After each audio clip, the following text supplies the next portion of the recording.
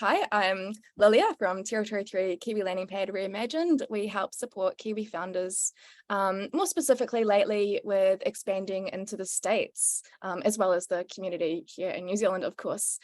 Today's webinar is all about setting up your startup in Denver, or, if you just want to learn a bit about what Colorado is like.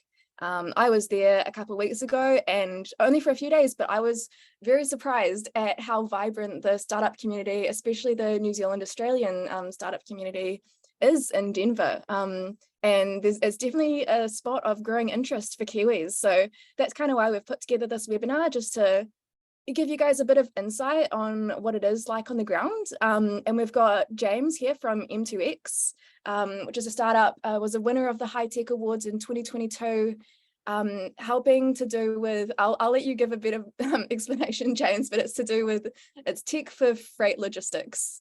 And You've got it, more or less. That will work.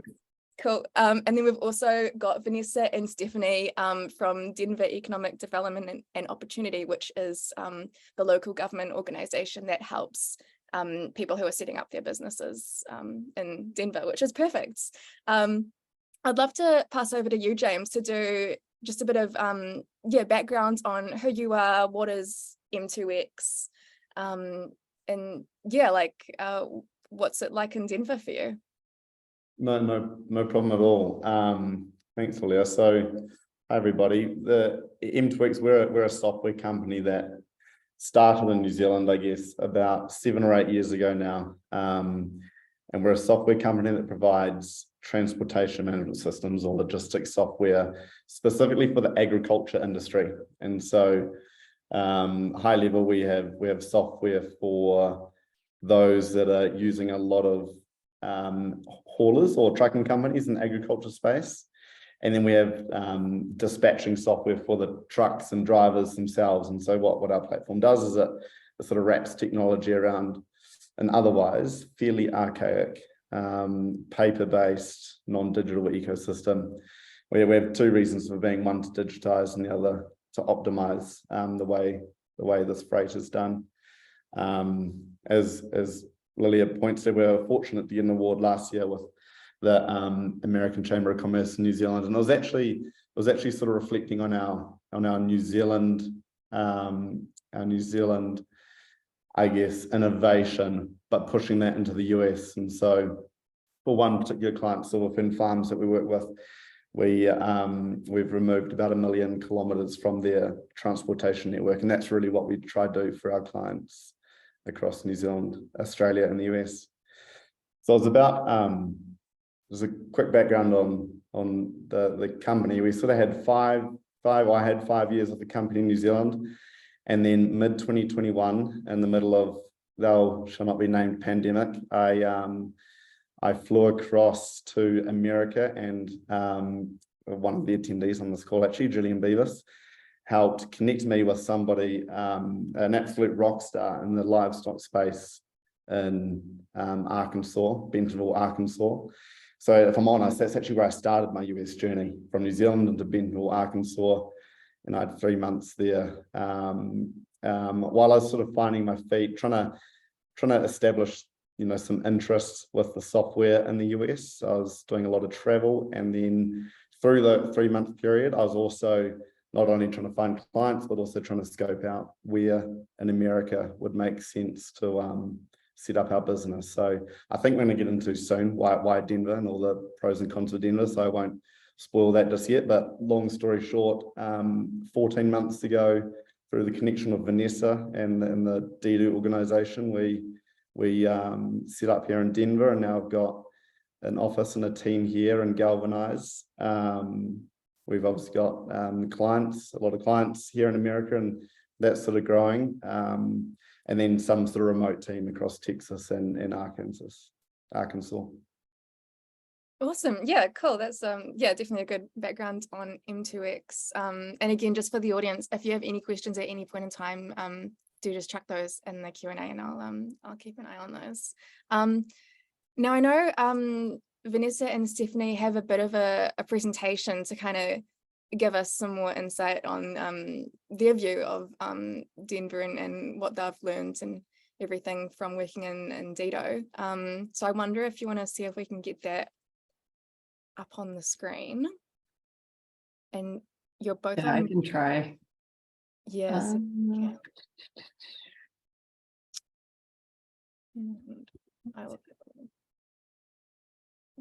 Oh, yep. Okay. Can you see that? Yes, we can now.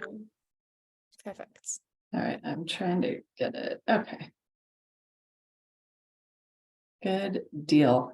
And Vanessa, chime in too. We can co-present this, but we'll quickly say Vanessa and I work for the city of Denver, and we work in the Denver Economic Development and Opportunity Office, and specifically focus on global business development initiatives for the city of Denver.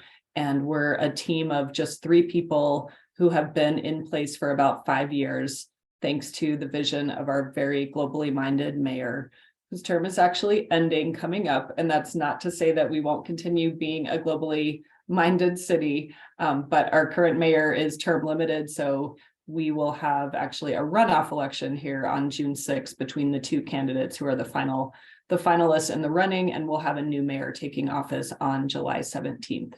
But Denver, for those who don't know, this is a nice photo of Denver in the wintertime. So we do have our 4 seasons, known to many for our wonderful skiing resorts throughout the western half of the state, and just lots of good outdoor activity in general. And at a glance, here is some demographic information. Oops. 3.2 million people is our 2022 population. That encompasses the whole metro area. So Denver is essentially located at the base of the Rocky Mountains. The state of Colorado is a square. Denver is, and half of the state is pure mountains, and the other half are kind of our plains area. So Denver's kind of right smack in the middle of the state, right at the base of the Rocky Mountains. So when you include the metro area, which really lies along the mountain range, we're 3.2 million people. A lot of growth anticipated to increase to about 3.6 million by 2030. We do have a high per capita income. We are the 2nd most highly educated state in the United States, second to Massachusetts in terms of higher educational attainment. So we do have a very well-educated workforce here, which is attractive to many companies that are landing and growing their operations here. Within the city and county of Denver, we have close to 27,000 businesses. We have a really friendly startup ecosystem. And in fact, we're consistently ranked as one of the best cities in the world for mid-sized cities when it comes to startup ecosystems. And we'll get into a little bit more of that as to why we're such a startup friendly place and what makes us so. And the state of Colorado, where Denver is ranked the 4th best state for business. And we are ranked #1 for female entrepreneurs, which is something that's really attractive, both here domestically, but also internationally. Lots of support, lots of programs, lots of funding available for female founders. So that is a plus as well. And I'll take this next slide and then turn it over to Vanessa, and I can still manage slides for my computer. But part of what makes Denver so attractive is the diverse nature of our economy. And this slide shows some of our top industry clusters that we focus on. So aerospace is a big one. And we actually this week are hosting, I believe it's the 37th Colorado Space Symposium, which is an event that brings together experts from the aerospace community, whether they're government officials, private companies, scientists, researchers. And we do have a fairly significant cohort that has come from New Zealand. So we'll be meeting with them tomorrow and getting to interact with the New Zealand space companies and the New Zealand Space Agency. So we're really excited about that. So aerospace is a big industry here. Broadcasting, IT software, so really tech is what we're a hub for in addition to the other industries here. But a lot of the investment that we see coming specifically from New Zealand and from Australia too is in the tech sector, but it can be ag tech like James's company, fintech, health tech, clean tech, prop tech for the construction and property sector, rec tech for more of that recreational sector. So all kinds of different tech verticals are really strong here with lots of great talent to be able to staff those companies. And then let's see here. financial services, including fintech, healthcare and wellness, beverage production. A lot of it is the craft beer industry that's very strong here. I think we're the second per capita in the US in terms of craft beer makers. So that's a really big sector here. And that seems to go over really well with a lot of the Kiwis who enjoy a lot of that craft beer that we are known for. But there are also other types of beverage production in addition to the beer. And then energy, we're a big, both traditional energy economy, but also a clean energy economy. Right outside of Denver is the National Renewable Energy Laboratory, where a lot of research and commercialization is done in both renewable energy technologies and energy efficiency technologies. So that is a huge help and assistance to the clean tech and clean energy companies coming here. Aviation, we'll get into a slide in a little bit about our airport, but we do have a large aviation sector here with airlines, but also the United Airlines has their hub here for training pilots and training people in the aviation industry. And then we have a large bioscience sector as well. And I will mute myself and let Vanessa cover this one. Great. Thank you, Stephanie. Hello, everyone. Good morning. It's wonderful to have you. Thank you for joining. I'm Vanessa Simsick, and I am the Global Business Development Manager on the team. We work with Stephanie. Martina and I work with Stephanie to bring foreign direct investment to Denver, as Stephanie said. And I'd like to note that I think James's background is in real time. So that is currently the way Denver looks right now, which is really nice to see the blue sky. So I'll go ahead and talk a little bit about the corporations that are here in Denver. Stephanie mentioned the sectors. We're really proud of the companies that are here. Some are very long-standing, like Western Union.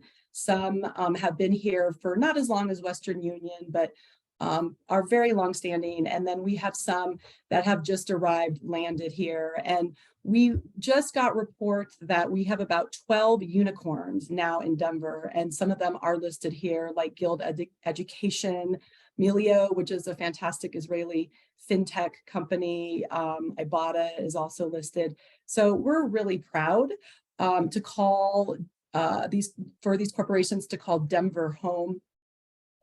They come for a variety of reasons, but given that it is a very business-friendly environment, the talent, as Stephanie mentioned, is second to best in the nation. It really attracts these types of companies here in all different sectors. So we're really proud to have them here. If you don't mind changing to the next slide, please. All right, trying, it's just not wanting to advance. And please feel free to put any questions in the chat. We are more than happy to answer as we go along. There we go. Great, thank you.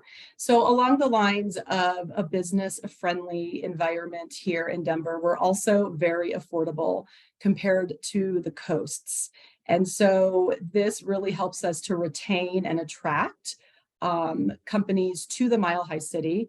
And by keeping these business costs low, companies are very excited. We hear time and time again, obviously we're cheaper than the coasts, but even less expensive than the internal part of the nation, such as in Texas and Utah. So we just voted last year to reduce the corporate income tax to 4.4. You can see compared to other cities in the nation, it is very reasonable. Our sales tax is also very reasonable, along with the property tax and the business affordability index. We're 20 compared to ranking number 20 compared to California at 48 or New York at 49. So we hear time and time again that businesses love this about our state and our city, and really look forward to reaping the benefits that we can offer here. Steph, if you'd like to talk about the VC landscape. Sure. So this is certainly another business advantage. And although most people, when they think of venture capital, they think of the Silicon Valley, Denver and Colorado as a whole are really growing in this segment.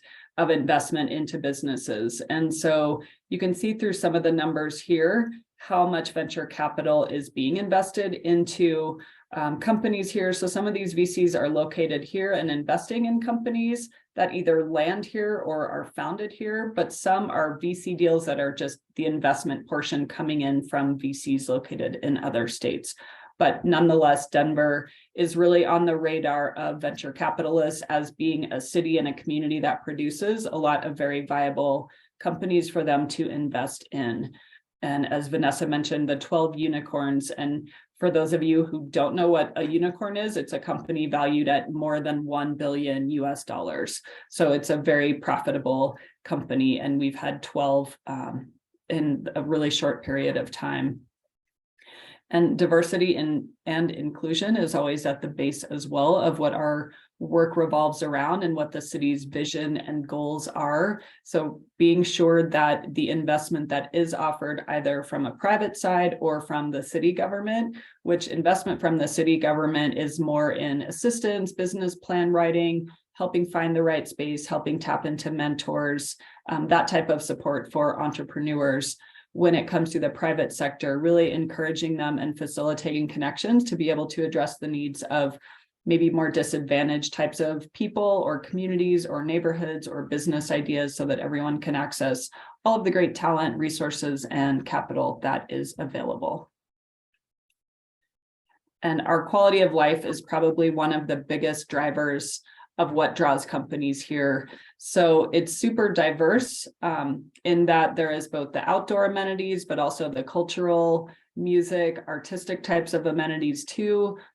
James Beard is an award given to restaurateurs. So a great food scene here, the craft brews, national parks, our ski resorts.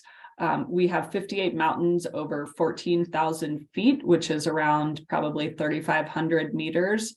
They're called our 14ers. So people are just really active and have this healthy, outdoor-oriented mindset that is definitely infused in the life-work balance that you experience here. And that's something that we hear from a lot of Kiwis that have made their way over to Denver and landed and established operations here, is that they feel at home because of the warmth and kind of that less formal personality and vibe that comes through when interacting with other people, and because of the outdoor amenities, and that people are really driven and towards doing things outdoors pretty often. Meetings will be hosted outdoors while walking, while sipping on a coffee or a beer in the afternoon. So that seems to resonate really well and draw a lot of people here. So we are happy for that. And with our professional sports teams, that's fun too for people who are into professional sports. I think right now we have two, our hockey team and our basketball team are in the championship round of their season. So that's super exciting too. Okay, so I'll also have James come on and attest to this, but when businesses are looking to expand to the United States, another major advantage that Denver has is our central location within the country. So that not only helps us or helps businesses rather with the time zone and doing business very easily, as we're doing right now. It's our late afternoon, your morning, but we also have this wonderful connected airport, and we need to update this. We are not third busiest anymore. I believe we are now the 6th. This just happened, but we remained third busiest in the world during the pandemic. And we actually have about 26 nonstop international flights right now getting out of Denver. So our airport is incredibly connected. We do not yet have a direct flight from New Zealand or Australia yet, but that I am not doubting will come very soon.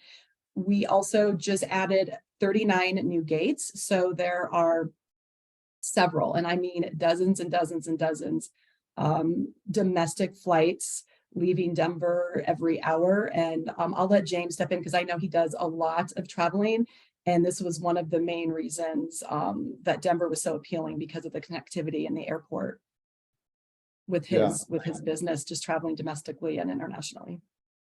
Thanks, Vanessa. Yeah, this was this one slide here was probably the biggest reason why we chose Denver to set up.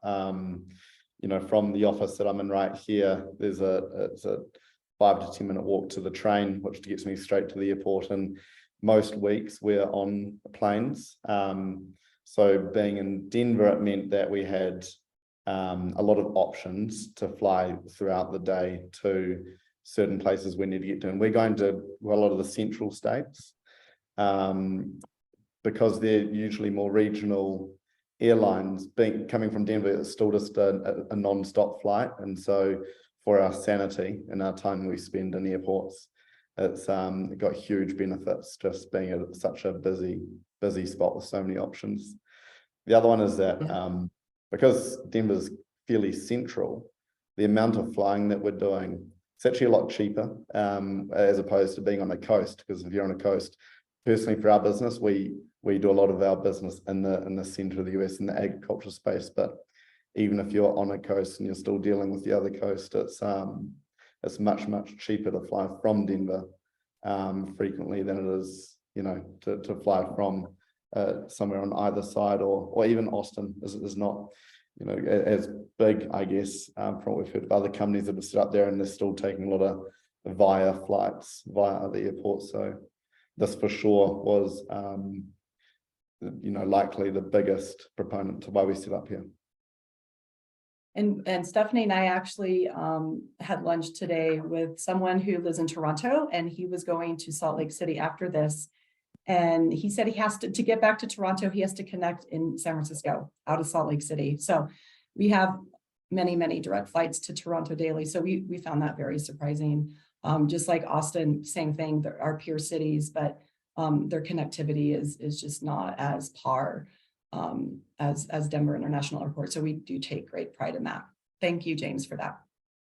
Yeah, and we have, it is an important consideration when businesses are considering where to establish an office, because if you do have to travel a lot, either east, west, north, or south, it's something good to look at in terms of the airport that you would be connecting out of, and both how long it would take to get certain places, how frequently those flights fly. Are you able to get there and back in a day? Do you need to stay overnight? So we are very poised for a great connectivity thanks to our airport and our location.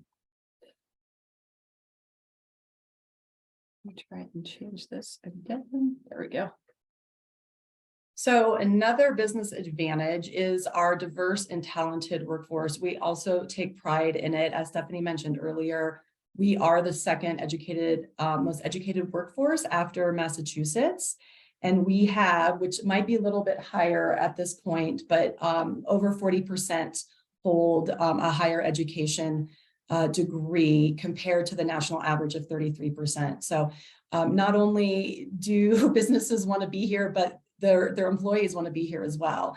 And within our Agency of Economic Development, we do also have a workforce division that can help employees and employers connect. So should you need any further resources from us, we always have that available where we can connect you to talent.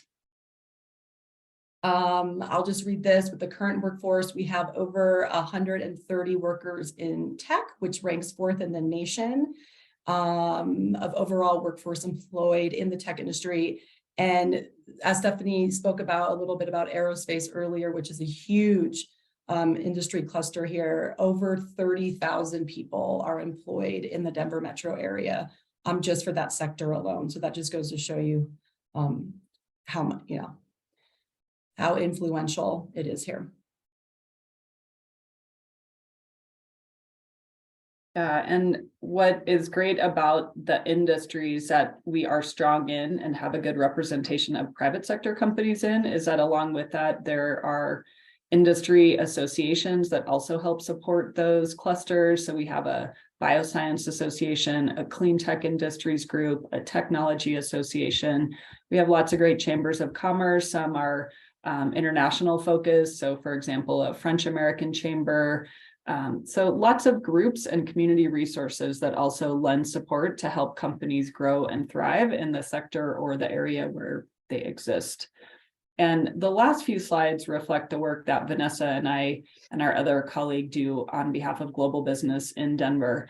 And really our role is to promote Denver to growing international companies that are looking to land in the US and help them understand what Denver has to offer, what's the makeup of our ecosystem, how can they tap into resources that can help them grow, and who can be some good contacts to help them on their journey. So we really want to both help companies find the right fit in our city, but also be able to get set up for success from the beginning.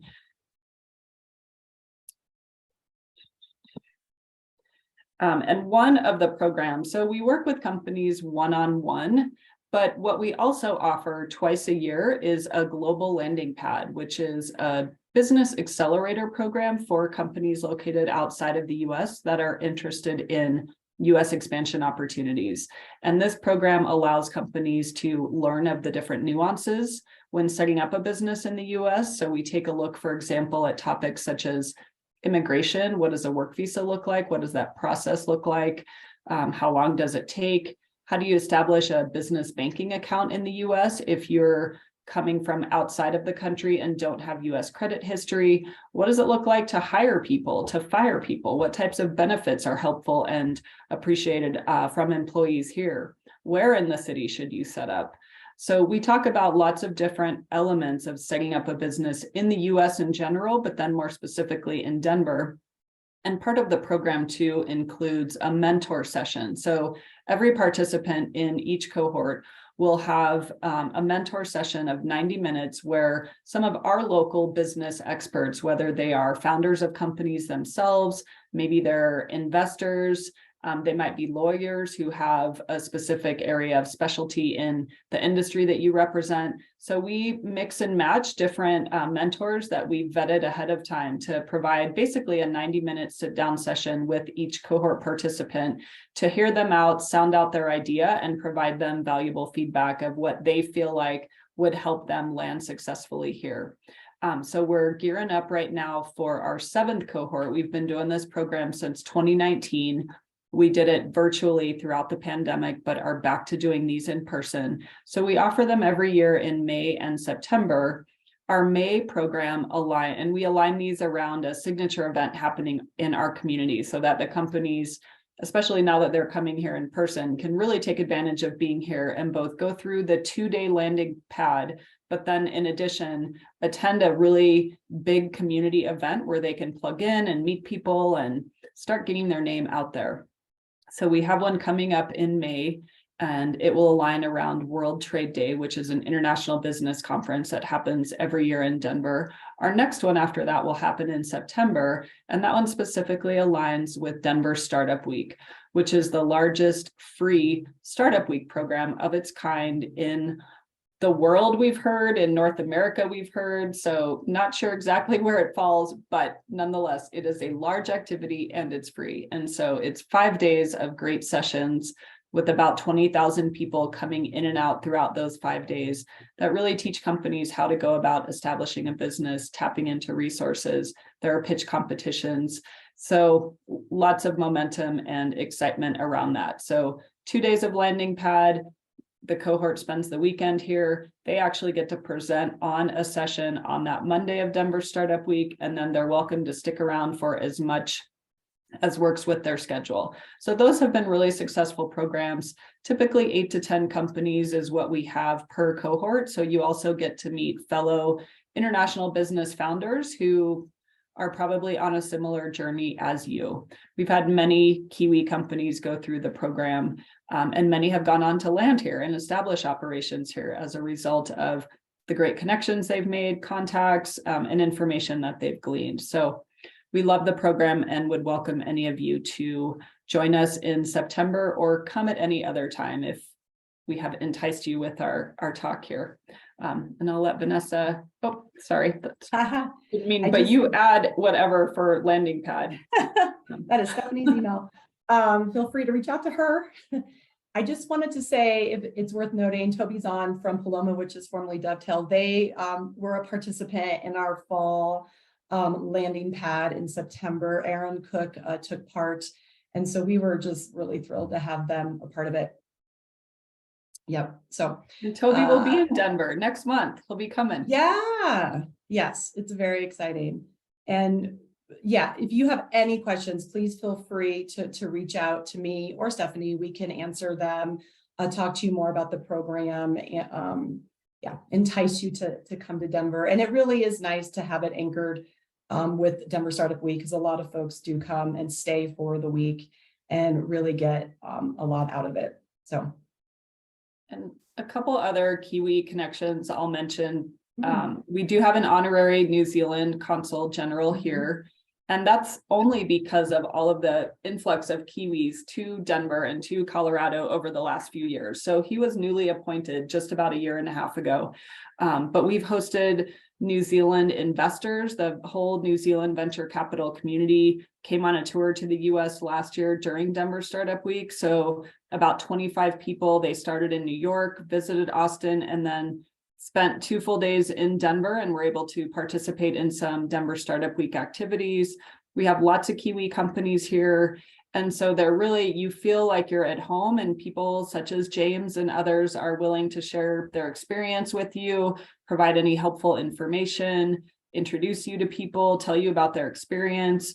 And it's a professional level, but even a personal level. If people come over here with families, with spouses, and they're looking to connect on that level too. So it's just a really thriving, energetic, positive, welcoming community. And we're super fortunate that we have so many great New Zealand ties here. I'm just going to interrupt quickly.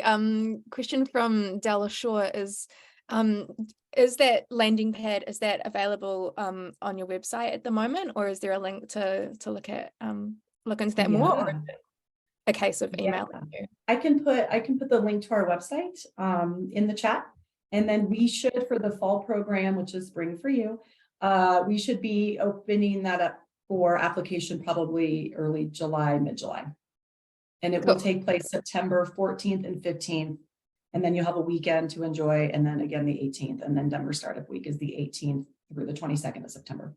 So I'll put the link in the chat right now. Perfect, thank you. And then just another question that's there from Dell.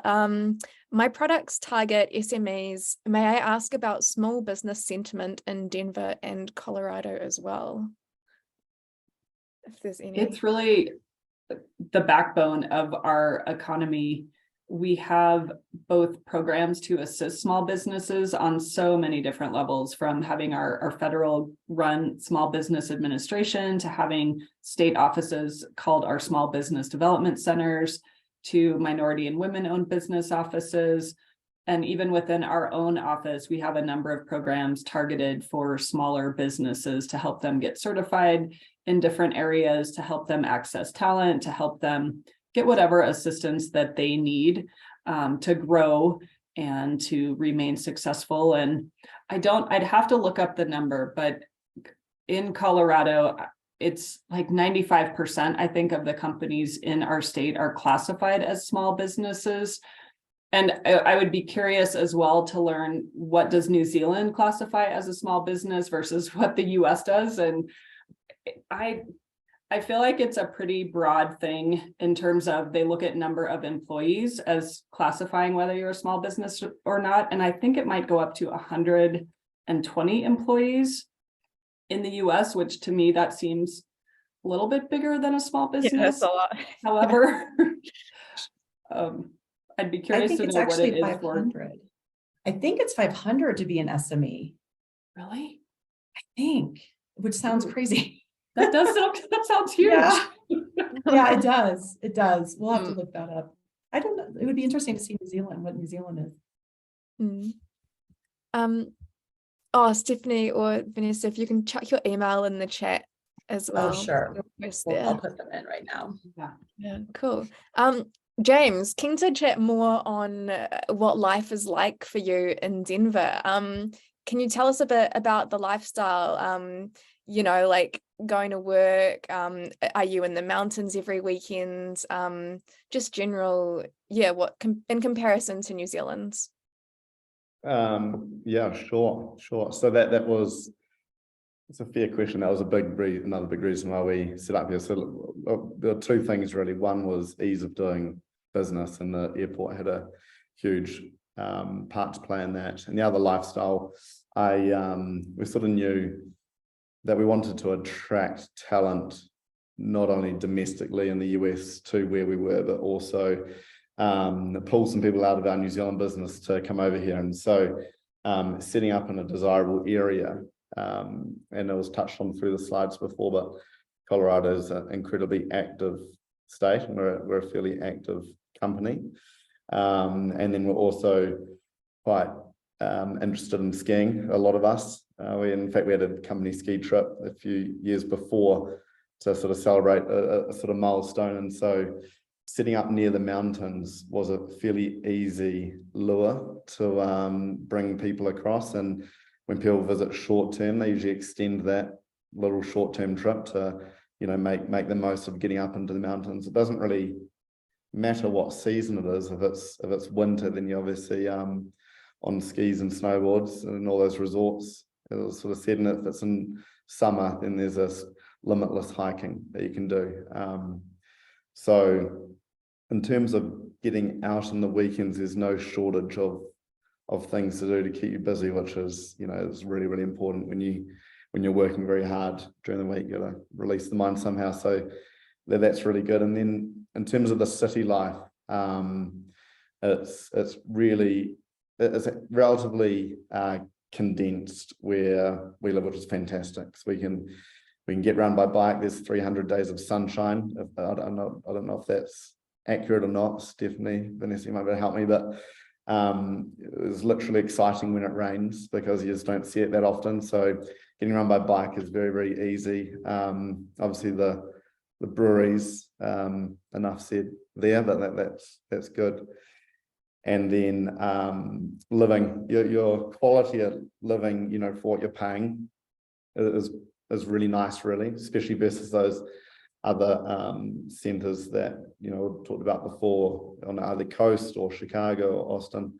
You don't really get quite the same standard of living for what you're paying. And this all pulls back to how much you need to pay someone in a way to work for you. So for the effective same talent, salaries are slightly less because the cost of living is so much less. So it all sort of plays out like that to be in our favor. I guess, yeah, when we decided to come here, we hadn't done all the research that was on those slides earlier. There was, you know, it's been qualified since being here, but for us, we saw that zero are across the road from us. And so they'd obviously done a lot of research to work out where they were going to establish their hundreds of people. So that was sort of a tie to come over and look a bit closer. And then since arriving and setting up, I'm in a shared office space called Galvanize right now. There's 4 or 5 other Kiwi businesses in this you know, this area, and it's just, you know, so easy to work here, and through that sort of, you know, office space, you meet a lot of others. So no, it's all been pretty good in that respect. Yeah, cool. And I'll just add a note on that. Galvanize, would you say that is the general go-to co-working for Kiwis and Aussies? Because that's kind of the vibe I felt when I was there. I'd say Vanessa and Stephanie would know better, but I know a few other New Zealand businesses that were touring, and it's kind of like Galvanize or WeWork, and there's a few WeWorks in the city. They were touring both, and then everyone's landed in Galvanize, which is awesome because you just strengthen numbers. But it's fantastic, really. It's definitely it's a pretty low risk, low cost way to sort of set up and find your feet before moving out into your own space. Yeah, definitely. And just another note for me to add on that is I did have a chat with the managers there, and they've extended us some discounts. So if anyone is looking to set up your office in Galvanize, whether that be, you know, like a week or a month or permanent, we do have access to some slightly cheaper rates, and you can just flick me an email if you're keen to be connected to them to be looped in for those rates. If I'm But yeah. if I'm in town too, you can ping me on LinkedIn or whatever, and I can give you a tour through it. I think I'm allowed to do that. Vanessa, Stephanie, I imagine. Yeah, is Jolie still sharing a space with you as well from Hummingly? The other Kiwi company? Yeah, she's That's great. in the sort of hot desk area, but yeah. And then Parkerville have just turned up, and yeah, so that's exciting. Bit of a team from them. Yeah. Awesome. Yeah, no, There's honestly, a great love that coffee space. shop across the street from Galvanized called Blue Sparrow, which I think the owners are Australian. So it's, Yeah, I feel like it's one of our favorite coffee shops to have a lot of good meetings. And even Zero's North American headquarters is right across the street from Galvanized as well, which is pretty cool. Yeah. We can do a tour. We can talk to the management, and I'd be happy to meet you down there if you're in town for a tour. That's no problem. Again, James's background is from Galvanized. It is in real time. It's beautiful. The river's right there. So yeah, definitely is.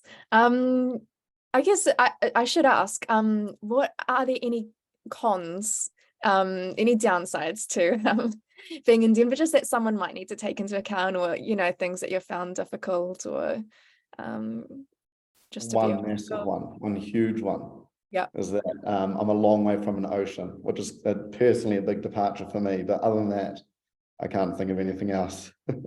So you just fly to the ocean. But no, I mean, I'm sort of half joking on that. There's, I can't think of any other owner visited through work, through business, visited a lot of other cities, and we haven't landed somewhere and thought that this would have been interesting to set up. It's been sort of a no-brainer, and the concerts, the stadiums. It's a really vibrant, really fun place. cool. Okay, that's awesome to hear. There's mainly positives of being in Denver, which I guess is why it's becoming such a stronger interest for Kiwis to set up in, which is really cool. And I mean, yeah, I was certainly impressed myself. Definitely a driving city as well if you do want to go to the mountains, but that train is really useful to getting to and from the airport to the main city area, which is awesome, to be able to have a train straight from the airport there. Another question, James, how did you find in terms of getting the visas, and do you have any quick advice on anyone who might be looking to go down that process? I know it is a massive process, and usually we'd recommend getting some legal advice, but yeah, just wondering if you had any short insight on like what visas you looked into and what you'd ended up getting, and how you found that process. Yeah, definitely no short insight with this process. It's very involved. But we did get legal advice. We got E2 visas, which they're fantastic. Once you get them, they give you five years, and you can have them as long as you show an intent to leave the US at some point. And then I guess what happened was we had people consulting for us or helping us get established here in the US, and it was important through our legal advice to have them with the right authority to sign off. We got clients, but I was still on a tourist visa, if you like, so I was more sort of visiting and helping guide the business without actually doing anything legally binding personally. So it's really important, I think, if you need to you obviously want to get business as soon as you can, and so it's really important that you don't cross any lines doing it like that. And that's why it was just necessary for us to get advice how to navigate that time. And then what helped us is that as we got clients, we employed people in the US, and that obviously helps the US consulate see that you're a legitimate entity and you're already sort of paying taxes and things. So when I got mine took a very long time. It was tough through COVID, but now we're seeing them the first one's the hardest, because you have to do your entire business plan. It's about a 40-50 page document, really, really in depth with forecasting and things. But then the subsequent applications for someone else from New Zealand after that, they're being processed sort of 8 to 10 weeks, which is relatively short. So yeah, it's just something that you have to tackle, and as I say, I just recommend getting someone to help guide you through it. That's not only sort of knows the process, but they also have the relationships into the US consulate in New Zealand, which would never have independently. Yeah, totally. And I know so Vanessa just put in the chat there, the landing pad in September, I think, does help go through a lot of that for anyone who is, you know, seriously considering moving over. So I'd say we've got up to 10 minutes left. So if anyone has any questions, now is the time to put those in the Q&A or the chat box. There was one question here from Ruben. Just curious about the ag and food tech space. If you know there's any immediate connections you can think of, or places that they should check out when they visit Denver in May. I know one of the startups is a cauliflower ice cream, which is super cool, very unique. And yes, they'll be visiting Denver in May. And yeah, just curious if you guys have any initial thoughts on spaces that they should check out or people that they should chat to. Maybe Stephanie and Vanessa would be able to offer more insight to this. Personally, a lot of our business is actually out of state. Our clients are out of state, and we're all through Texas, Kansas, Nebraska and things. So we are typically traveling. That's why we're flying so much.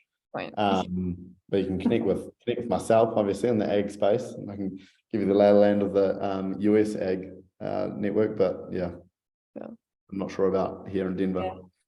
Yeah, good point. I know there is the Kiwi guy that runs the ice cream shops. The Kiwi, was it Happy Cones? Is that what it's called? I was literally trying to think of that. Yeah.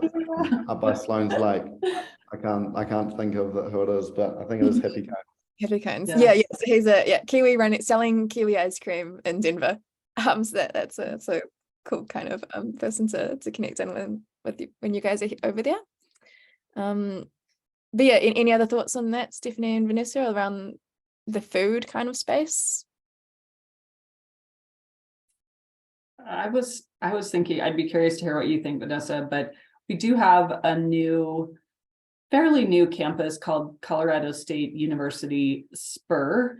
And essentially they've created space all focused on agriculture, but different elements of agriculture, whether it's innovative and creative use of water, since a lot of the states in the western half of the US especially do not have large quantities of water and are pretty consistently in drought conditions. Some of it is around soil, some of it is around food safety and security. So as this university has newly opened a lot of this campus that is focused on food and agricultural innovation, I'd need to look more into where something like this might fit, but that was one thought that I had. Yeah, that's super interesting with searching. I'm actually putting the website in the chat. It just was completed. We went to the ribbon cutting. Yeah, that's an excellent example, Stephanie. It's also tackling just the problem that, you know, there's going to be not enough land to cultivate anymore in the world, and just the hunger problems throughout the world. So it's really going to tackle that. We also have a really robust Colorado Department of Agriculture if you are truly looking at agriculture. But if you're looking more for retail, we have a great restaurant association. I don't know, Colorado Restaurant Association. So there are resources here, but there's just a ton of food and beverage options throughout the city, everywhere in every neighborhood you go. We do have a wonderful he is from the US, but he's married to an Australian, and he started this great place called Snooze. But he also now owns, and I think he just opened up his 4th place. It's called Chuck, which I don't know if I'm pronouncing it correctly. It's Chuck, which is the little where you get the chicken in the little cart in Australia. I don't know in New Zealand if you have those as well, but so there's a lot going on. And Ruben will help you if you just want to shoot us an email, like Stephanie said in the chat. We'll definitely help you with more information. and would love to meet you when you come, if you have time. Awesome. Yeah, I'll definitely make sure that they're connected to you if they haven't already. Question, James, around cost of living and, in comparison to say somewhere like Wellington or Auckland, how have you found that, just like, rent, food, general life in Denver? Yeah, I'd say this is more US. Obviously the accommodation is Denver specific, but it's generally actually more expensive, which is surprising. Eating out and any supermarkets things, we do find it's more expensive. So on a comparative level, wages are higher in the US than in New Zealand. And then accommodation is probably definitely more expensive. I guess it depends where we set up, but no, I'm trying to think of some examples, like a one bedroom apartment in an area where you wouldn't necessarily have to get into a car all the time. So like behind me, for example, might be $2,500 to $3,000 US a month. Which is around like 5,000 New Zealand. Yeah, ballpark. Yeah. Okay, so around a grand a week, New Zealand, or just over for a one bedroom, which that is a fair bit. But I guess that saves having a car if you are in the central city there. But and I think this is something that all Kiwis discover as they head to the States, is in comparison, especially like just to the New Zealand dollar, it is very expensive. And so it's helpful once you're there to be paid in US dollars, because then everything kind of, it makes a bit more sense. And you want to get that you want to get your US bank account ASAP, so that you don't look at New Zealand credit card and see the conversion and work out that it costs you $22, because it hurts. Better when it's only 12.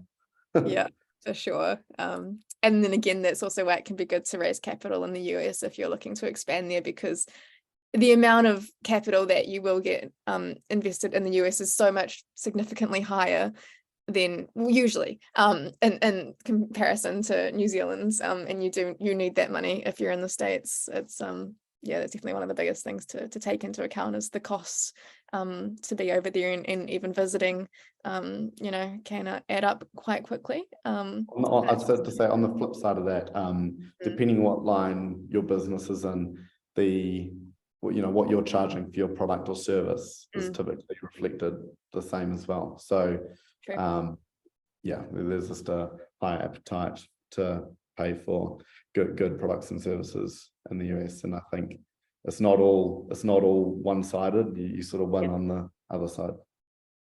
Yeah, cool. Yeah, good point. Cool. We're coming to the end of the webinar now. This has been recorded, so if anyone's watching and you know anyone that's thinking about visiting or setting up in Denver, do share this their way. I'll get this posted up on like our website, LinkedIn, and everything within a couple of hours, I'd say. And then if there are any other questions, feel free to, I guess, email any of us. And especially if you're interested in that Denver landing pad in September. Oh yes, I should also mention, NZTE is also based in Denver. So if you are a customer of NZTE, they have a couple of people over there that can help support before landing and once landing in Denver.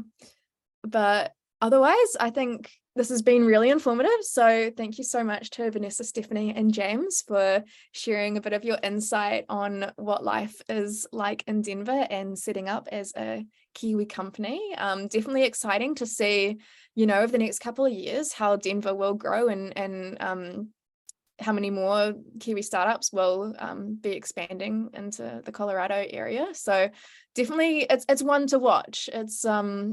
It's definitely a curious area, especially in comparison to typically California, where most Kiwis historically would go, but not so much anymore. Now it's places like Denver and Austin that are,